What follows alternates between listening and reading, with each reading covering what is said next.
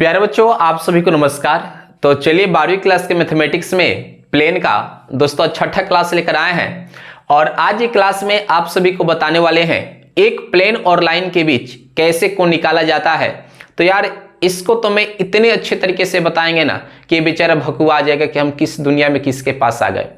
तो मैथ की माया दुनिया में इसका इलाज करेंगे। तो चलिए क्लास को स्टार्ट करते हैं। वीडियो को लास्ट तक देखिएगा, अगर प्लेन आपको समझना है तो बहुत मजे से बताएंगे। चलिए पहले टॉपिक का नाम लिख देते हैं। देखिए टॉपिक का नाम है एंगल बिटवीन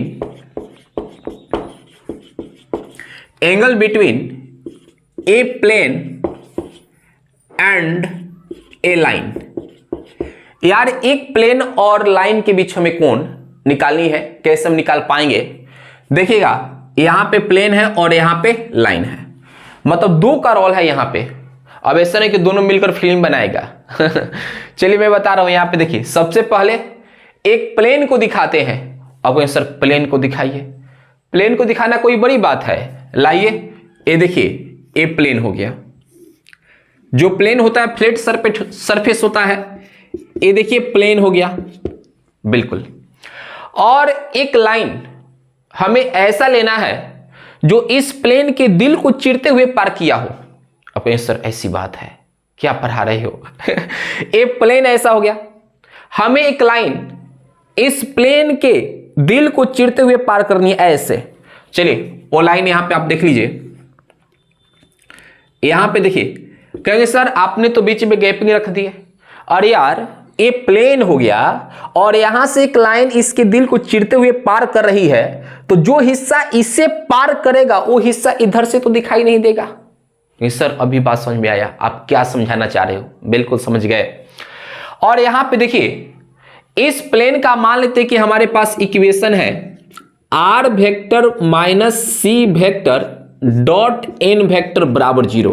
कहीं सर इस समीकरण बताकर हमें वो चीज याद दिला दी है कि अगर एक प्लेन है और उस प्लेन पे एक पॉइंट दिया है और उस प्लेन के परपेंडिकुलर एक वेक्टर दिया है, तो उस प्लेन का equation r vector minus C vector dot n vector equal to 0 होता है।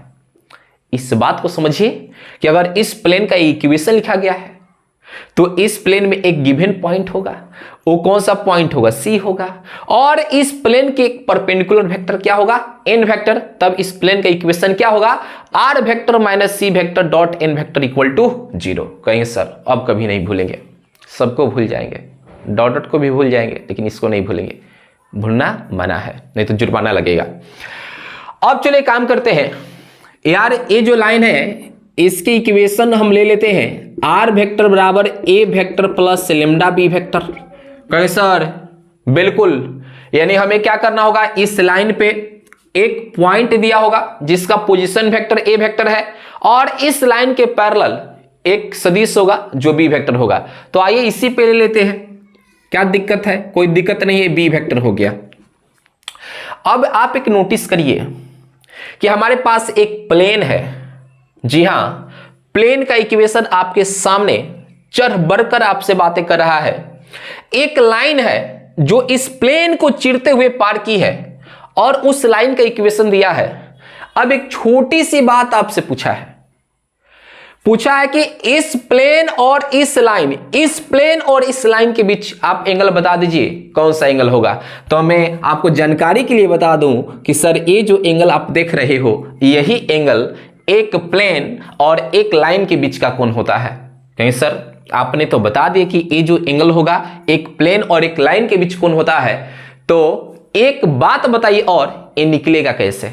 सोचना पड़ेगा, समझना पड़ेगा, इससे दिल लगाना पड़ेगा। आइए बताते हैं।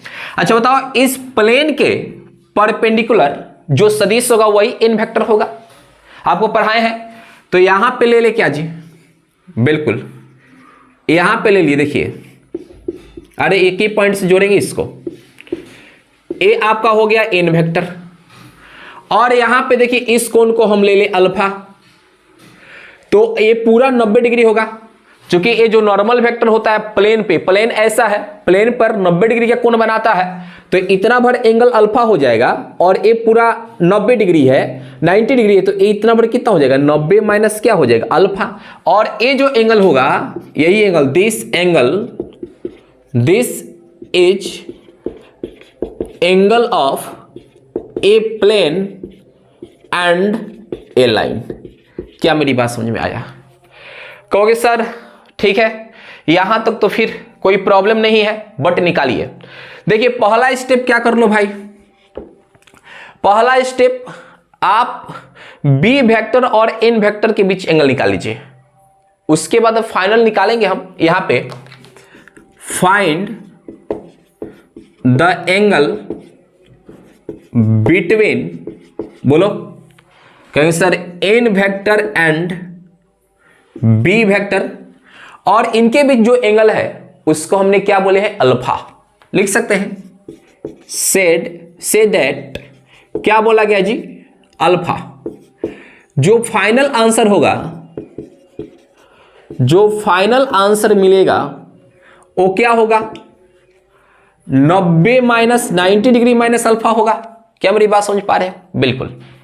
सबसे पहले अल्फा निकाले तो यहां पे यार दोनों का डॉट ले लेंगे, तो N vector dot B vector बराबर क्या होगा, कहीं सर लिखिए ना, एन वेक्टर का परिमाण इंटू बी वेक्टर का परिमाण इंटू कॉस अल्फा। क्या मेरी बात समझ पा रहे हो? बिल्कुल। अब एक बात बता दो कि N vector dot B vector, ये जो गुना में है, इसको पहले पोल्हा लो, तुम्हें इधर लेकर आने वाले हैं, कुछ मिठाई देंगे। मिठाई क्या दोगे, पटक दोगे लाकर इधर। एन वेक्टर का परिमाण इंटू बी वेक्टर का परिमाण बराबर क्या हो जाएगा, कॉस अल्फा। इसलिए बच्चों जो कॉस अल्फा आया है वो क्या आया जी, N vector dot B vector बटा एन वेक्टर का परिमाण इंटू बी वेक्टर का परिमाण। लेकिन हमें ए वाला एंगल निकाली है, पुट कर दो यार इसके जगह पे, यहां पे लिखेंगे नाउ, और यहां पे कर लेंगे कॉस 90 माइनस अल्फा बराबर क्या हो जाएगा, N vector dot B vector बटा एन वेक्टर का परिमाण इंटू बी वेक्टर का परिमाण। तो भाई ये कितना हो जाएगा, साइन अल्फा बराबर क्या हो जाएगा, N vector dot B vector बटा एन वेक्टर का परिमाण इंटू बी वेक्टर का परिमाण। इसलिए अगर अल्फा, इसलिए यही आपका हो जाएगा, यही हो जाएगा। देख लो, तो आज के बाद कोई भी बात करे कि angle between a plane and line, तो दोस्तों आपको बताना होगा कि साइन अल्फा बराबर N vector dot B vector बटा एन वेक्टर का परिमाण इंटू बी वेक्टर का परिमाण। इसकी सहायता से हम लोग निकालेंगे। क्योंकि देखिए कारण क्या है कि जो इस प्लेन का इक्वेशन दिया रहेगा वहां पे आपको नॉर्मल वेक्टर आपको पता रहेगा, और ये जो आप लाइन देख रहे हो इस लाइन के पैरेलल आपको सदिश पता रहेगा, तो भाई आराम से तो आप निकाल सकते हैं प्लेन और लाइन के बीच का एंगल। कहेंगे जी सर, चलिए यहां से इसको हटाते हैं। आइए अगला टॉपिक लेकर आते हैं। ला ला ला, कौन सा टॉपिक होगा, देखो भाई कौन सा टॉपिक होगा। नहीं सर बोर्ड आप तो कचरा कर दिए, अच्छे से नहीं मिटकाए। चलो देखो समझाते हैं। आते हैं 2 नंबर टॉपिक।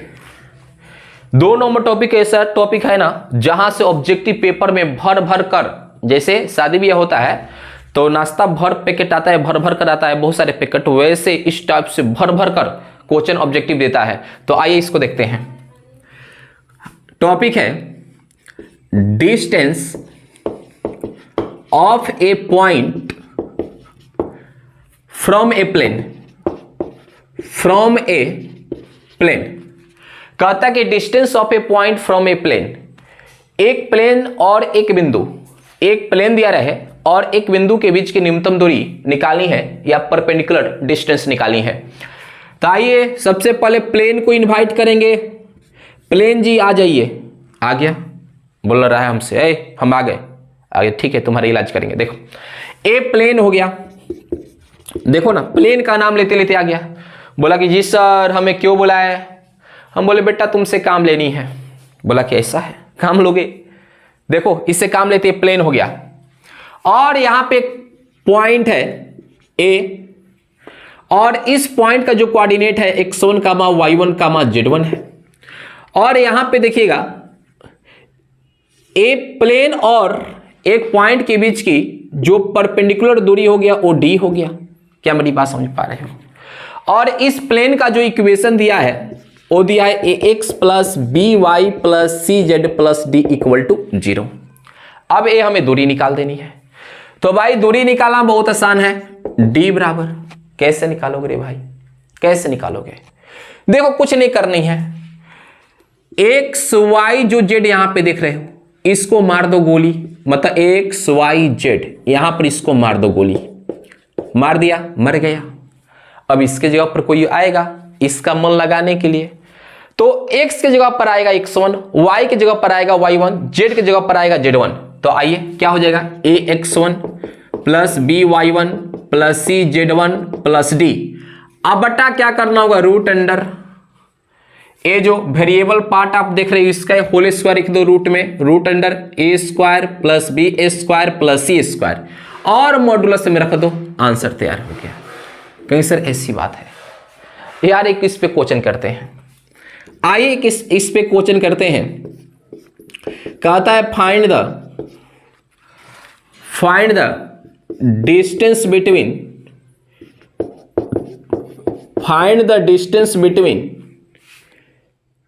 ए पॉइंट, आपको दिया है 1, 2, 3 एंड ए प्लेन दिया है 2x plus 3y plus 4z plus 5 equal to 0। आइए इस पे क्वेश्चन आ गया। क्या मेरी बात समझ पा रहे हो?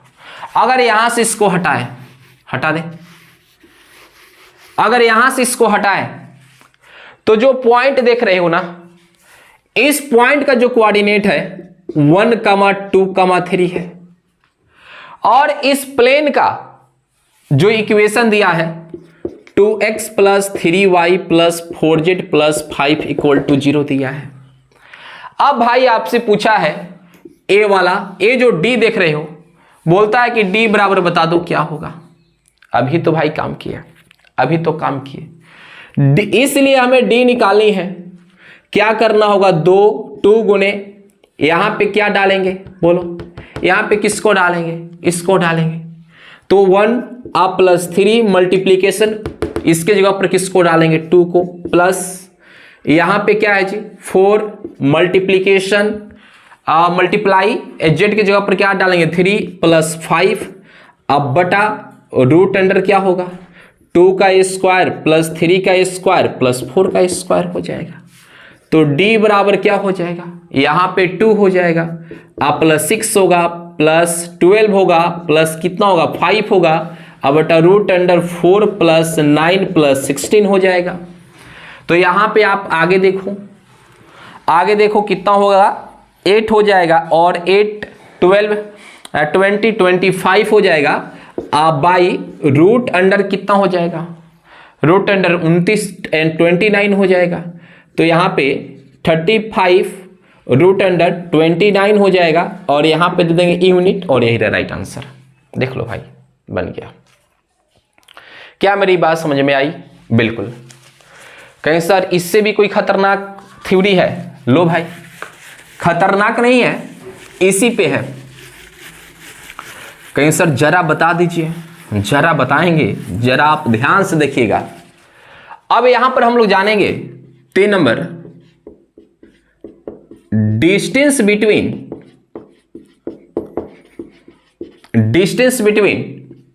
2 प्लेन्स लीजिए।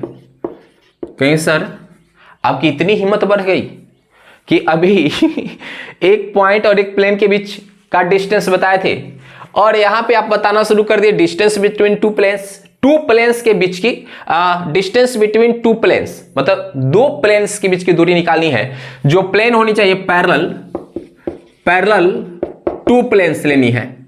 तो आइए एक प्लेन यहां पे हो गया और एक प्लेन यहां पे हो गया, 2 प्लेन हो गया। अगर मैं बात करूं कि दोनों प्लेन का क्या नॉर्मल वेक्टर पैरेलल होगा क्या? बिल्कुल होगा। इसका जो इक्वेशन होगा वो ax plus by plus cz plus d1 equal to 0 और इस प्लेन का इक्वेशन हो जाएगा ax plus B Y plus C Z plus D two equal to 0। जो वेरिएबल पार्ट होगा सेम होगा, चूंकि इन दोनों का नॉर्मल वेक्टर सेम होगा, एक ही डायरेक्शन में है। कांस्टेंट टर्म अलग अलग होगा। अगर कांस्टेंट टर्म सेम हो गया तो कोइंसिडेंट प्लेन हो जाता, और यहां पे पैरेलल प्लेन की बात करते हैं। और इनके बीच की परपेंडिकुलर दूरी निकालनी है, ए आपको लेंथ निकालनी है, डी बराबर व्हाट। कैसे निकालोगे यार, सिंपल सी बात है, डी निकालनी है ना यार। इसको यहां से पकड़ो और इसको यहां से पकड़ो, एक को इधर चिपका दो, एक को इधर चिपका दो और बीच में लगा दो माइनस। क्या बात है। और रूट अंडर यहां पे जो वेरिएबल पार्ट है एबीसी, इसका स्क्वायर कर दो रूट में, A square plus B square plus C square. बन गया यार, बन गया। देखो सूत्र निकल गया। याद रखना, ये बनाने के लिए यहां पर ए और ए यहां तक से मिलनी चाहिए, तभी काम कर सकते हो। चलिए, जैसे क्वेश्चन बनानी है, जैसे मान लेते हैं क्वेश्चन करते हैं, एग्जांपल एक क्वेश्चन बना लेते हैं। कहते हैं कि find the distance between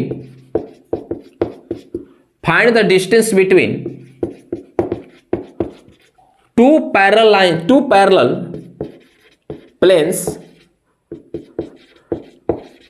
to find the distance between two parallel planes। आपको इक्वेशन दिया है, P1 आपको दिया है, मतलब पहले प्लेन का इक्वेशन दिया है 2x plus 3y plus 4z plus 5 equal to 0, और दूसरे प्लेन का इक्वेशन दिया है 2x plus 3y plus 4z plus 7 equal to 0। बताओ कैसे बना पाओगे।